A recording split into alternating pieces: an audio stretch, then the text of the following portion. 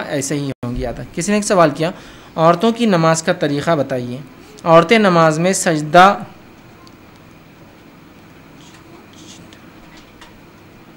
चिपटा कर करती है, अच्छा चिपका कर करती है, उसको कर सकती है क्या?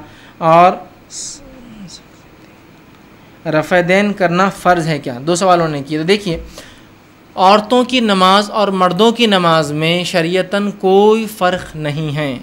ऐसी कोई रिवायत सहाबियात से या सहाबा से साबित नहीं है जिसमें किसी सहाबिया ने यह कहा हो कि हम नमाज ऐसी पढ़ती, सहाबा नमाज ऐसे पढ़ते या रसूलुल्लाह नमाज वैसे पढ़ते। कोई रिवायत नहीं। बल्कि अबू दाऊद की एक रिवायत है, उम्मे दर्दा रज़ी अल्लाह अन्हा के ताल्लुक़ से आता है, जो काफ़ी मशहूर मारूफ़ और एक काफ़ी मशहूर सहाबिया है। उनके ताल्लुक़ से आता है कि जब वो नमाज़ पढ़ती तो वैसे ही पढ़ती जैसे मर्द पढ़ते। समझ रहे हैं बात को? तो औरतों और मर्दों की नमाज में फ़र्क नहीं, बल्कि रसूल अकरम सल्लल्लाहु अलैहि वसल्लम की हदीस वाज़े, सल्लू कमा रायतुमूनी उसल्ली, नमाज वैसी पढ़ो जैसे मुझे पढ़ता हुआ देखते हो।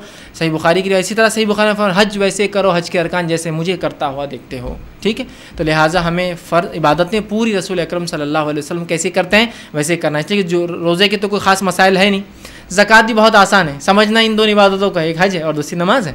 ठीक है, तो वैसे करना जैसे रसूल अकरम सल्लल्लाहु अलैहि वसल्लम को पढ़ते हुए देखा गया है, याद रखिए। और सहाबा की गवाहियाँ हमारे पास बहुत सारी मौजूद है कि आप सल्लल्लाहु अलैहि वसल्लम कैसी पढ़ते थे। तो औरतों और मर्दों के नमाज में फ़र्क नहीं है। लेकिन अगर कोई कहे कि अब आज के ज़माने में कैसा करे, तो मैं मर्दों को ये मशवरा देता हूँ कि आप औरतों की जैसी नमाज़ पढ़िए।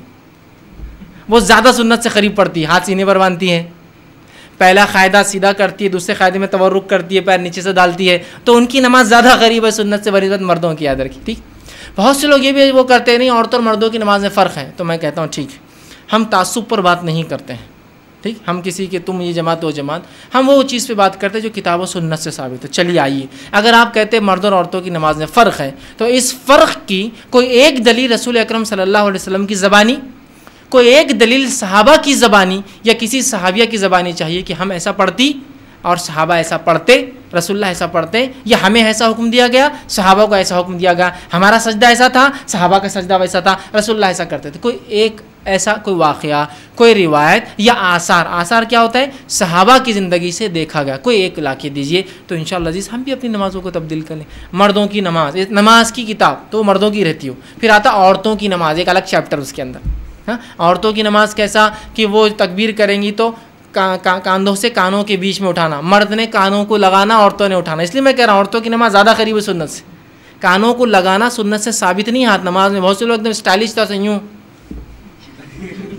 ऐसा बिल्कुल ऐसा लगता कुछ तो भी एक प्रोसेस है चल रहा है ना, यूँ जाके हाथ कानों को लो को टच होके पीछे आता, यूँ आता और बल्कि एकदम बिल्कुल ऐसा पीछे मुंडी करके खड़े जाते। नेचुरल अमल नमाज इतना असम, कांधों से कानों के बीच में हाथ उठाते, तो आप कहीं भी इतने बीच में कहीं भी उठाइए, लगाने की कोई रिवायत नहीं। ठीक है, तो औरतें ना लगाए, मर्द लगाए। देखिए औरतें अंदर हाथ डालती और यूँ करती, और मर्द बेचारे यूँ करते, तो ये फ़र्क कहाँ से आए? चलिए बताइए। क्या हदीस में ऐसा है कि कांधे तक औरतें उठाती और कानों तक मर्द उठा? लफ्ज़ ही नहीं। आप सल्लल्लाहु अलैहि वसल्लम ज़कात के लिए उठाते हाथ तो कांधों से कानों के बीच में आपके हाथ कहीं तो भी होते, बस ठीक है, बता दिया गया। ये कहाँ कहा कि कानों तक मर्द और कांधों तक औरतें? ऐसा कोई उसूल है कि ऐसा होता है ना? मेडिकल में एक उसूल होता है, अगर आप कभी टेस्ट रिपोर्ट लाए तो उसमें 2 एंटिटीज़ लिखे हुए होते हैं। फॉर एग्जाम्पल 50-80, तो 50 to 80 नहीं होता है, 50 लेडीज़ के लिए होता है, 80 जेंट्स के लिए होता है। उसमें फर्स्ट लेडीज़ की रहती, सेकंड एंटिटी वो जेंट्स की रहती। अगर 50 से ऊपर है तो लेडीज़ को मार्क कर देता कि भाई तुम्हारा 60 मतलब ये हाई है। जेंट्स का रहा तो नहीं करता मार्क, इसलिए कि 80 तक जेंट्स होता है, तो 50 to 80 नहीं होता है, 50 लेडीज़ के लिए। तो ऐसा कुछ है कि हदीस में कि लेडीज़ के लिए कांधे थे और जेंट्स के लिए कान थे? कुछ भी नहीं। ठीक, उसके बाद जो है हाथ बांधने का मसला आया। ठीक, तो मर्द जो है नाफ के नीचे हाथ बांधे और औरतें जो है सीने पर हाथ बांधे। ठीक, बहुत से लोग आते हैं यहाँ बहस करने आरसी पे, हाथ सीने पर हाथ बांध कर दलील दीजिए, सीने पर हाथ बांध कर दलील दीजिए। अगर आपने साबित कर दे तो आपको 1 करोड़ इनाम, 20 लाख इनाम, फला इनाम। तो मैं उनको पहले कहता हूँ कि वो 20 लाख अकाउंट में जमा करो तो बात होगी। 3rd person account with sign checks. ठीक, कि भाई 20 लाख ये जीत गया तो मैं फ़ौरन ले लूँगा वो चेक आपसे। खाली हवाई बात है कि 20 लाख और 1 करोड़, तो वो जमा करो तो आओ। नहीं अच्छा ठीक है, तो पैसा नहीं तो फिर ठीक है, बात करो फिर आगे कि वो साबित कर दीजिए, तो हम ये कर देंगे, हम वो कर देंगे, हम ये कर देंगे। मैं फिर उनको कहता हूँ, अम्मी नमाज कैसे पढ़ती है आपकी? अम्मी हुजूर आपकी नमाज कैसे पढ़ती है? तो सीने पे, तो उसकी रिवायत कहाँ से ला दो, वरना अपनी माँ की नमाज गलत है बोल दो पहले। नहीं वो तो वैसा तो नहीं है। तो फिर उनको कहाँ से लाए तुमने सीने पे? चलो वो दलील हमारे लिए भी मान लो, चलो वो दलील हमारे लिए भी मान लो, वो बहस, वो फलां में ये है, उस पर तो वो रावी पे वो है, वो सब आप छोड़ दो एक तरफ थोड़ा देर। सिर्फ इतना बोलिए, आपके मसलक में औरतें सीने पर बांधती है तो उनकी नमाज होती है क्या? तो फिर मुझे भी इजाज़त दे दीजिए आप बांधने, या उनकी दलील क्या, वो दलील मेरी भी है, तो वहाँ ही मुँह बंद हो जाता है उनका। खामखा बहस करके क्या फ़ायदा? ठीक, तो औरतें सीने पर बांधे, मर्द नाफ के नीचे बांधे, दोनों सीने पर बांधे, याद रखिए, ठीक है।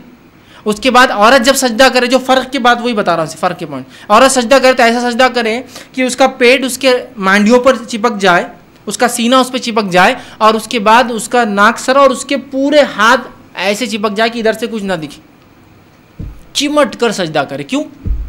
और वो सजदा भी कैसा? आप सल्लल्लाहु अलैहि वसल्लम सजदे में जाते तो हाथ रखते, ठीक है, फिर पैर रखते, ये पहले पूरा बैठ जाते औरतें, बैठने के बाद फिर सजदा नहीं करते, अपने मतलब मांडी पर लेट जाते, समझ लीजिए, पहले सीधा बैठ जाते हैं फिर लेट जाते हैं, ऐसा बिल्कुल यूँ करके।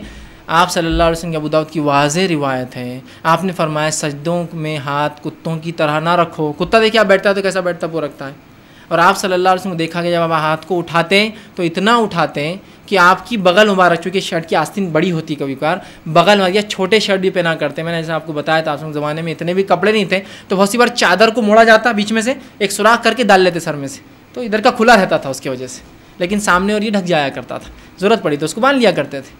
तो आपके बगल मुबारक की सफ़ेदी नज़र आती, रिवायत में नज़र आते आपके बगल, आप जब सजदा करते। लेकिन यकीनन जब हम जमात में होंगे, मर्द बाजू बाजू तो मुश्किल, लेकिन इमामत में आपको देखा गया ना, तो ज़ाहिर से इमाम को जगह होती है, हमको नहीं होती है। लेकिन चिपकाने के लफ्ज़ नहीं, ना आप ऐसा चिटकाते ना आप ऐसा चिटकाते, तो हाथ को ऊपर रखना है। कौन नियम? औरत ज़ाहिर से होता है, उमूमन औरतें घर में अकेली पढ़ती हैं, तो आप भी वैसी नमाज़ पढ़ेंगी, हाथ रख के बिल्कुल उठाकर। कोई कहे ऐसा नहीं औरत चिपक कर पढ़े तो दलील, हमको दलील चाहिए, नहीं फलां इतने बड़े लोग गलत हो सकते हैं। देखिए बड़े गलत और ये गलत तो आपके जहाँ बड़े हैं, इनके भी बहुत से बड़े हैं। किसके बड़ों की सुनना? सबके बड़े हैं यहाँ तो, है ना, और बड़े बड़े हैं, मतलब सीधे छोटे मोटे बड़े नहीं। अलखाब तो ऐसे शुरू होते, अल्लामा, फाजिल, मौलाना, ये वो नाम आता ही नहीं, मतलब से ढूंढते चलो आप नाम कहाँ है उसमें, आखिर में उनका नाम है ना। तो बहुत बड़े बड़े हैं, सबके पास बड़े हैं, आपसे बड़े उनके पास बड़े हैं।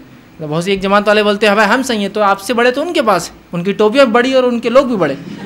तो बताइए अब उनके बड़ों की सुने, आपकी बड़ों की सुने, किसके? बड़े बोले तो मुश्किल हो जाएंगे, तो बड़ों की ना सुनते हुए, क्योंकि तो फिर हमारे बड़े, सबके बड़े हैं, तो फिर मुश्किल हो जाती ना। तो ना सुनते हुए एक उसूल निकालिए, जिसके पास दलील उसकी बात सुन ले, चाहे बड़ा हो चाहे छोटा हो, खत्म, सीधी सी बात। तो भाई बड़ों का नहीं करते भाई, चलिए दलील की बात करें, दलील तो नहीं है, तो फिर बाजार से दलील नहीं है तो फिर बात आगे करके फ़ायदा कुछ है नहीं, ठीक है। बहस तो बहुत हो सकती है, ज़िद तो बहुत हो सकती है, लेकिन हमको जहनों को खोलना है। तो औरतों की और मर्दों की नमाज में फ़र्क नहीं है। फिर पहले क़ायदे में औरतें बराबर बैठती हैं, अपने उल्टे पैर को कमर के नीचे रखती है और उस पर कमर होती है। दूसरे क़ायदे में उल्टे पैर को सीधे पैर के नीचे से, जिसको तवर्रुक बोलते करती है। ये मर्दों का भी, आप सल्लल्लाहु अलैहि वसल्लम पहले क़ायदे में सीधा बैठते, पैर के ऊपर कमर रखते। दूसरे क़ायदे में आप तवर्रुक करते, मतलब उल्टे पैर की मांडी बैठकर उल्टे पैर को सीधे के नीचे से बाजू से निकालते। यहाँ औरतों को दे दिए, बोले तुम तवर्रुक करो, मर्द नहीं करेंगे। मर्दों के नहीं, औरतों के लिए भी वो है, मर्दों के लिए भी है। इसीलिए मैंने कहा कि औरतों की नमाज़ बहुत ज़्यादा करीब है सुन्नत के बनिस्बत मर्दों की नमाज़ के हमारे माहौल में। तो मर्द उधर शिफ्ट हो जाए, सजदे का तरीक़ा बस औरतें चेंज कर ले तो तकरीबन नमाज सुन्नत है। आगे उन्होंने कहा कि क्या